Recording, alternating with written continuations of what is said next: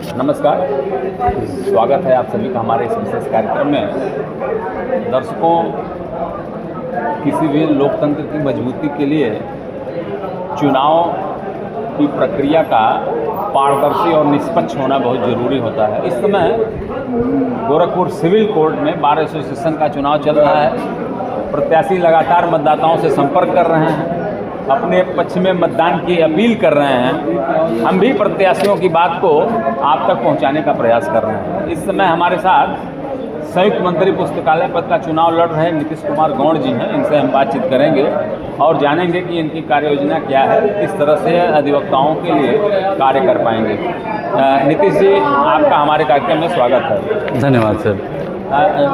नीतीश जी, आप कब से कचहरी में हैं, कब से आप वकालत के पेशे में हैं, क्या बताएंगे आप? सर, मैं सन 2012 से जो है यहाँ पे निरंतर प्रैक्टिस कर रहा हूँ। मेरा नाम नीतीश कुमार गौड़ है और मैं मूलतः इसी गोरखपुर जनपद का तुलसी पैकड़ गांव का रहने वाला हूँ। मेरी शिक्षा दीक्षा यहीं गोरखपुर में ही हुई है। मेरी प्राइमरी शिक्षा यहाँ सिस्टर नियोता स्कूल से हुई है और कक्षा 6 से मेरा जो अध्ययन है ये महाराणा प्रताप इंटर कॉलेज से हुआ है। उसके बाद मैंने जो है ग्रेजुएशन दिग्विजय नाथ से किया। उसके बाद मैं विधि का छात्र LLB जो है दीनदयाल उपाध्याय विश्वविद्यालय से किया हूँ। उसके बाद से निरंतर मेरा जो है यहाँ पर विधि व्यवसाय में ही संलग्न रहा हूँ और सेवा दे रहा हूँ। मतलब 2012 से आप? जी। 2012 से आप कचहरी में एक लंबा समय जो है आपने कचहरी में गुजारा है। जी। आप युवा अधिवक्ता हैं। जी। तो क्या लगता है, आपके हर साल चुनाव होते हैं, बहुत सारे लोग आते हैं, तमाम सारे वादे करते हैं, आपके विपक्ष पर बहुत सारे लोग आते हैं, चुनाव जीतते हैं, लेकिन चुनाव जीतने के बाद जो समस्या है वो जैसे कि वैसे ही बरकरार रहती है। और यदि आपको अवसर मिलता है तो आप उसका निराकरण करेंगे, क्या करेंगे? सर, इस कचहरी में जब मैं 2012 में आया तो मुझे भी कुछ कठिनाइयाँ महसूस हुई, जिसके बाद मैं इस चीज़ को खुद अपने अंदर इस चीज़ को लेकर के काफ़ी परेशान रहा कि यहाँ पर जिनका विधि बैकग्राउंड नहीं है सर, उनके लिए यहाँ पे प्रैक्टिस करना बहुत कठिन कार्य हो जाता था। जैसे उनको सीट की अनुपलब्धता और तरीके की जो है समस्याएं थी। तो मैंने सोचा कि अगर मैं कार्यकारिणी में रहूँगा तो शायद जो नए अधिवक्ता आ रहे हैं उन लोगों की भी कुछ मदद कर सकूँगा और जो हमारे वरिष्ठ लोग हैं इनसे मैं अध्यापन और ये लॉ प्रोफेशन के बारे में अच्छे से सीखूँगा, जानूँगा और विधि की सेवा जो है अच्छे से कर सकूँगा। इसके लिए मैंने जो है 2022 में पहली बार नामांकन पर्चा संयुक्त मंत्री पुस्तकालय पद को लेकर के भरा। चूँकि इस पद को लेकर के मेरा एक विशेष रुझान इसलिए था क्योंकि मैं पुस्तकालय तो नाम शब्द देखा है लेकिन कभी यहाँ पर उससे रूबरू नहीं हो पाया।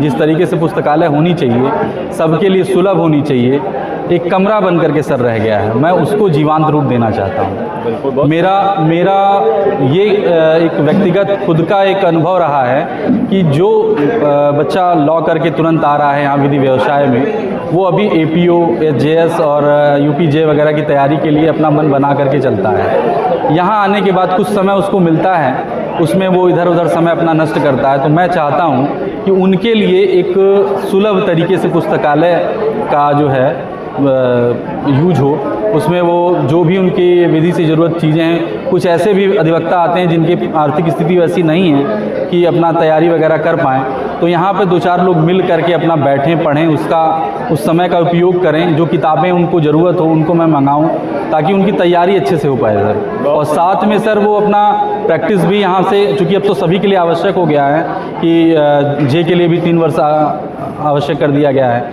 तो प्रैक्टिस के साथ साथ वो कैसे अपना अध्ययन करें, उसमें क्या हम सहयोग कर सकते हैं पुस्तकालय के द्वारा सर, हम उसका। बहुत सुंदर जी, बहुत अच्छी सोच है। लेकिन यह है कि यहाँ का युवा अधिवक्ता जब कचहरी में आता है जी, तो कचहरी में धरना प्रदर्शन, बवाल, दुनिया भर के तमाम सारे जो है ऐसे कार्यों में वो संलिप्त हो जाता है जिससे उसकी दिशा बदल जाती है। जी। यहाँ का युवा अधिवक्ता एक बेहतर अधिवक्ता बनने का प्रयास करे, तो न्यायिक सेवा में भी जाए। इस दिशा में युवा अधिवक्ताओं को प्रेरित करने के लिए क्या आपकी योजना है, क्या बताएं? सर, हम ही लोगों के बीच से एक दिलीप जी जो है अभी जस्ट ADJ हुए हैं बिहार में, वो हम ही लोगों के मित्र थे, हम लोगों के सहपाठी थे। तो हमारा सर शुरू से ही लर्निंग में एक विशेष रुचि थी और हमारे मित्रों की भी।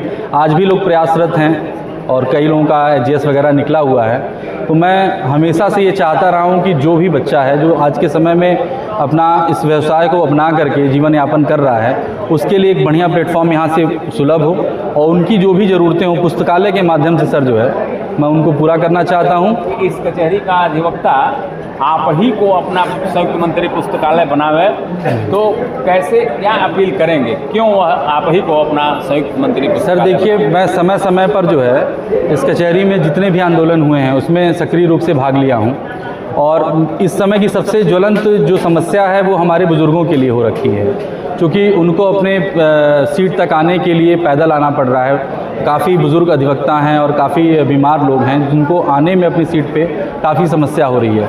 अभी कुछ दिन पहले ही सर हम लोगों ने प्रोटेस्ट किया था यहाँ गेट पर जो है, तो इसके लिए मैं फिर से प्रयास करूँगा सर, निरंतर लगा हुआ हूँ और आगे भी कार्यकारिणी में जाने के बाद मेरा ये प्रयास रहेगा कि अपने जो भी सीनियर अधिवक्ता हैं उन लोगों के लिए कम से कम इतनी व्यवस्था हम लोग करवा सकें सर। बहुत सुंदर।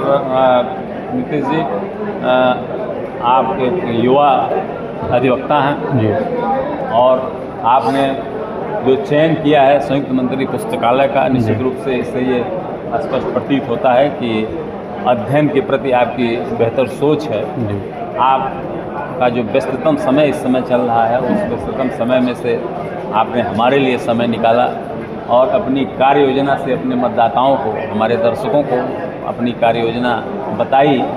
आप यहाँ आए, इसके लिए आपको बहुत बहुत धन्यवाद। बहुत बहुत धन्यवाद सर।